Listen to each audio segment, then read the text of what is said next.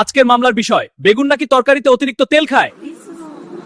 মাননীয় বিচারক, বেগুনের কারণে পুরো রান্না তেল তেলে হয়ে গেছে, সে নির্দোষ না। আমি তেল খাই না, তেল নিজেই আমার কাছে আসে। শৃঙ্খলা আছি। টমেটোকে সাক্ষী হিসেবে ডাকা হোক। আমি দেখেছি রান্নার সময় বেগুন তেলের মধ্যে গড়াগড়ি খাচ্ছিল। আপনি শপথ নিয়ে এটা বলছেন? হ্যাঁ, ঠিক তাই। আপত্তি, এটা প্রমাণ না, এটা শুধু গুজব। আপত্তি গৃহীত। আমি সব দেখেছি, কিন্তু বলতে গেলেই আমার চোখে পানি আসে।